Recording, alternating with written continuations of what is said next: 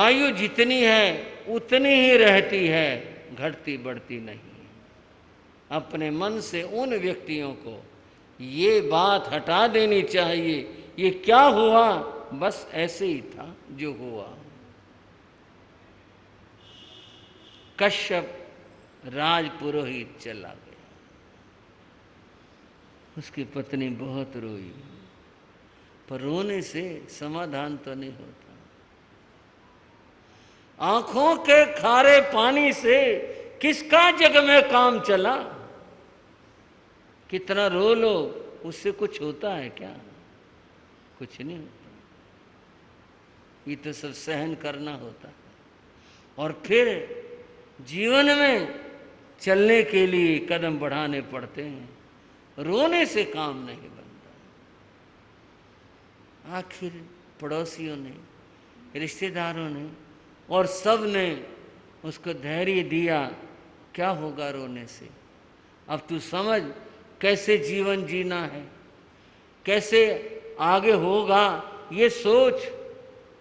और बंधुओं, समय दिखाई तो नहीं देता, पर समय एक ऐसा मरहम है, ऑइंटमेंट जिसे कहते हैं, दवा। ये एक ऐसी मरहम है, कितना भी गहरा घाव हो वो समय की मरहम से भरता है, शब्दों की मरहम से नहीं भरता। समय के साथ सब सामान्य हो जाता है, जख्म भर जाते हैं, सब सहज हो जाता है। वो बेचारी रोकर चुप हो गई। बच्चे को देखती है, उसका पालन पोषण में उसका ध्यान हो गया। कुछ घर में संपन्नता थी, सब था, लेकिन खर्च ही खर्च करते रहो, कब तक संपन्नता चलती है ये वो जानती थी। कुछ काम कर लेती है, जो उसको आता था, जो योग्य था, इस तरह वह अपना गुजारा करती रही। सारी उम्मीद और आशा उस बच्चे के ऊपर टिकी हुई थी। ये बड़ा हो जाएगा, अपने पांव पर खड़ा होगा और फिर हमारा घर बस जाएगा, ये उसकी कल्पनाएं थी। बंधुओं, कपिल कुछ बड़ा हो गया, 8-10 वर्षों का हो गया। एक दिन उनके घर के आगे से एक कोई सवारी निकली और बाजे बज रहे थे, ढोल थे, और भी जो होता वो था, और आखिर में हाथी था, बड़ा सजा हुआ, सुंदर, और उसके ऊपर एक पंडित जी बैठे हुए थे। हम किसी के अपने पहचान होते, तिलक लगा के आए हुए, चोटी, ये सब, गमछा, जो कुछ पहचान आ जाता है, पंडित जी हैं। जब सवारी निकली, गली के बच्चों को तो बड़ा हर्ष हुआ, बच्चे ताली पीटे, नाचे कूदे, और कपिल जो था वो भी बच्चों के साथ में ऐसे ही हंस रहा था, खेल रहा था। सवारी निकली। जब सवारी निकल गई, वो अपने घर आया, उसने देखा उसकी माँ रो रही थी, पल्लू से अपने आंखें पहुंच रही। माँ, क्या बात है? कुछ नहीं बेटा। तुम क्यों रो रही हो? नहीं कुछ नहीं बेटा, खाना खा ले। नहीं माँ, मैं नहीं खाना खाऊंगा। आप बताओ क्यों रो रही हो? नहीं, बता दिया बेटा तेरे को, कुछ नहीं, तेरी बात नहीं है। वो तो जी हट कर गया, जिद पकड़ ली, माँ को चिमट गया। नहीं, बताओ तुम क्यों रो रही हो? आखिर बच्चा नहीं माना तो माँ ने वो रहस्य खोल दिया। कहने लगी, तूने सवारी देखी थी? हाँ माँ देखी थी, बहुत अच्छी थी, बाजे थे, ये था, और हाथी आया था।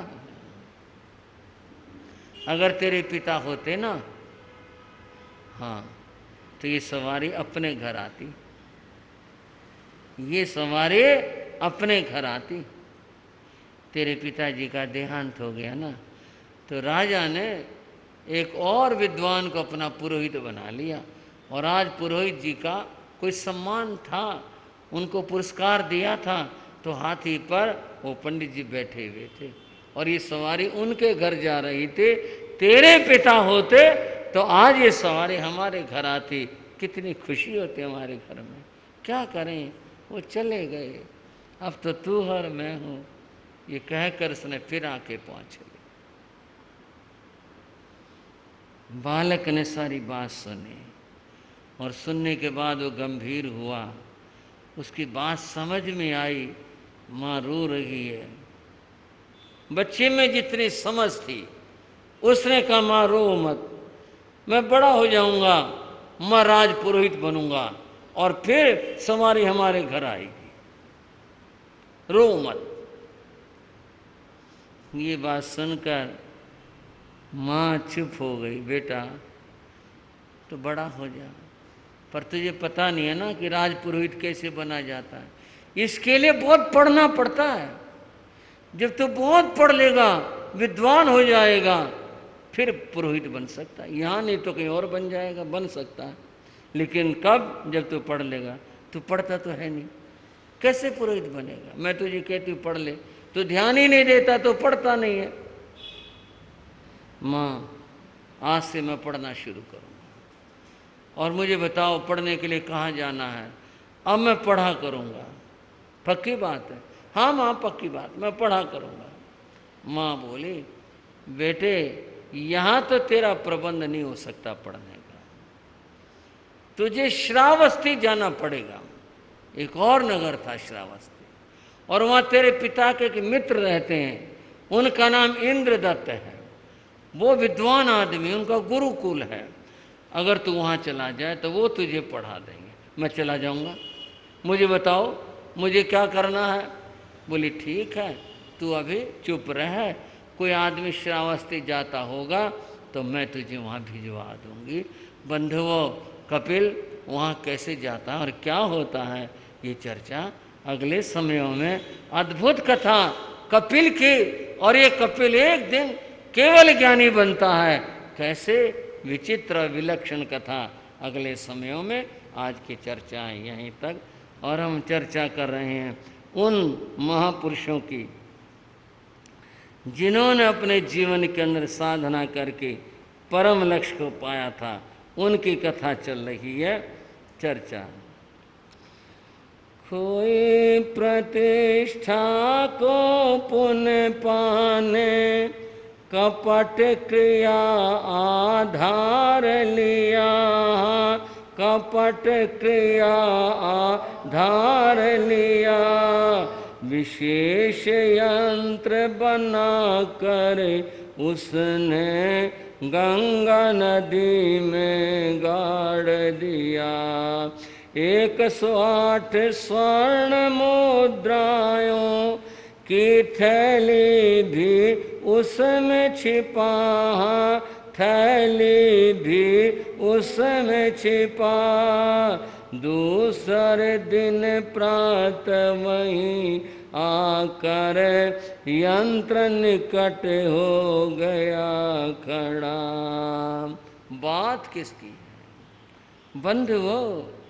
बात उस व्यक्ति की चल रही है जिसका नाम वर रुचि था, जिसने श्लोकों से राजा को रिझाया था, जिसको फिर महामात्य शक्तार ने एक युक्ति के द्वारा हटवा दिया था। अब नगर में उसकी चर्चा थी, और वो रुचि बड़ा झूठा आदमी है। बताओ, इधर उधर के श्लोक इकट्ठे कर राजा को जाके कहता कि मैंने बनाए हैं। वो अपने मंत्री ने कमाल कर दिया, उसकी सारी वो निकाल दी, झूठ निकाल दी।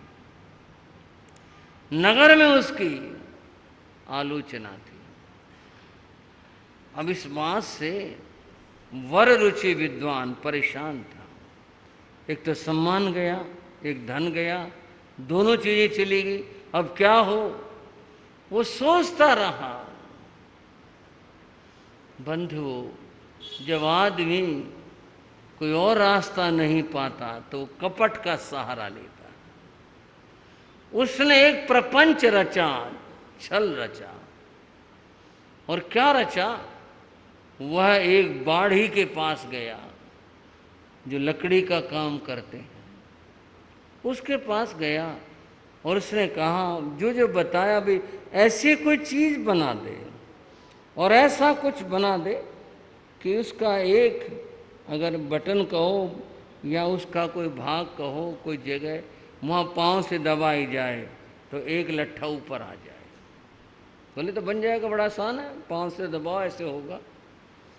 वो बनने के बाद उसने कहा भी इसकी जगह एक हाथ लगा दे, और हाथ भी एक नारी का हाथ लगा दे और उसके हाथ में चूड़ी वगैरह ऐसी चीज़ें भी डाल दे और उसकी उंगलियां इस तरह कर कि जिससे उसमें कोई टांगा जा सके।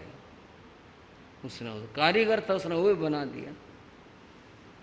ऐसा बनाने के बाद में उसने वो यंत्र गंगा में थोड़ा सा आगे जा कर के दबा दिया, सेट कर दिया। और उसने जब कोई नहीं होता करके देख लिया कि पाँव से उसे नीचे दबाता, ऊपर हाथ निकलता। उसने कहा ये ठीक हो गया। तब ये हो जाने पर उसने एक स्वर्ण मुद्राओं की थैली ली और हाथ में टांग दी और वो हाथ नीचे चला गया। फिर वह कपट की बात बता रहा हूँ। फिर वह गंगा किनारे आया और गंगा की स्तुति गाने लगा और स्तुति गाते हुए वो पानी में चला गया। लोग देख रहे थे भी गंगा की आरती हो रही है, स्तुति हो रही है।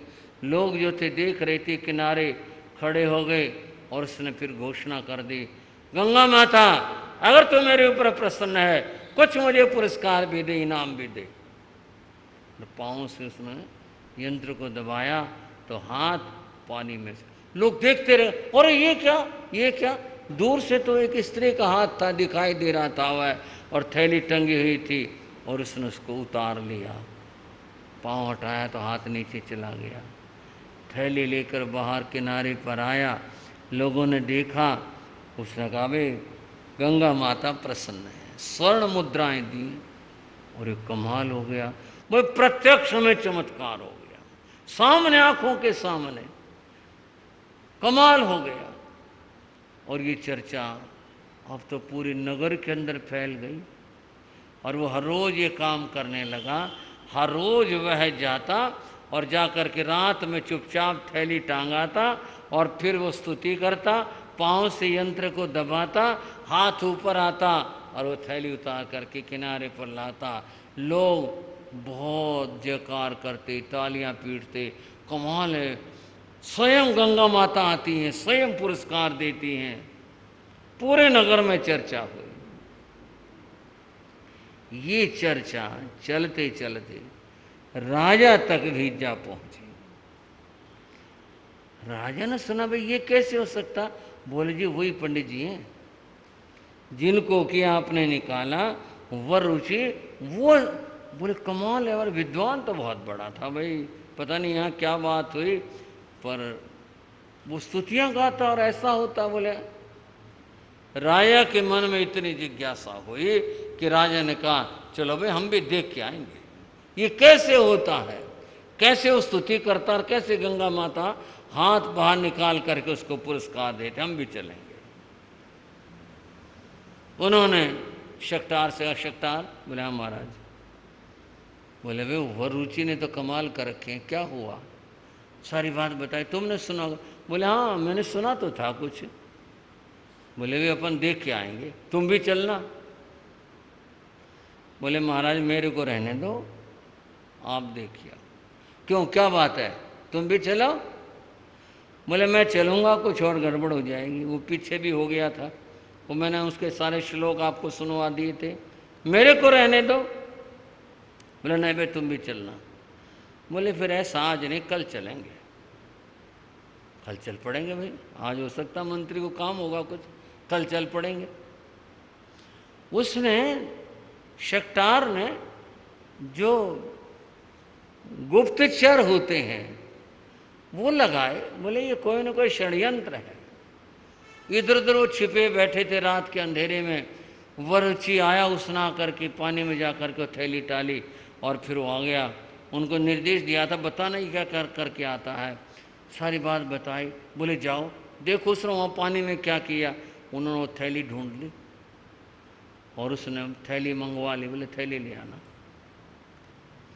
और बंधुओं थैली उतरवा ली गई, थैली आ गई। आने के बाद में दूसरे दिन राजा भी, मंत्री भी और बहुत लोग तमाशा देखने के लिए कहो या स्तुति देखने के लिए गए, खड़े हो गए।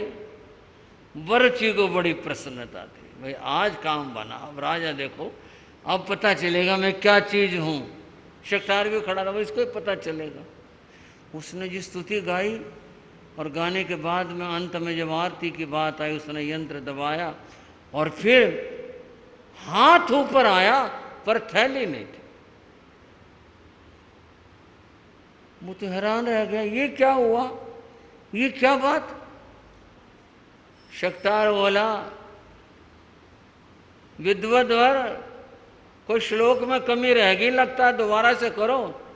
आज तो गंगा माता प्रसन्न नहीं तुम्हारे ऊपर, दोबारा से करो। बोलो ये इसने ही की है, ये तो इसका ही काम है। वो चुप था। बोले चलो कोई बात नहीं, आज गंगा माता अगर प्रसन्न नहीं हुई तो महाराज तो प्रसन्न है। लो महाराज ये थैली इसको दे दो इनाम के अंदर, और पहचानना ये वही थैली जो आप टांगते हो या और कोई सी थैली है, ये भी जरा पहचानना। अब तो बहुत ही लज्जित होना पड़ा। सबको बताया कि ये तो इसने यहाँ खोदा हो, कुछ लगाया हुआ है। आदेश दिया उसने सैनिकों को, खोद कर लाओ, यहाँ देखो यहाँ पर क्या चीज़ है। वो लिया जो लकड़ों का बना हुआ था जिस तरह का। बोले लो जी ये है वो, जिसको ये गंगा माता कहते हैं पुरस्कार देती है।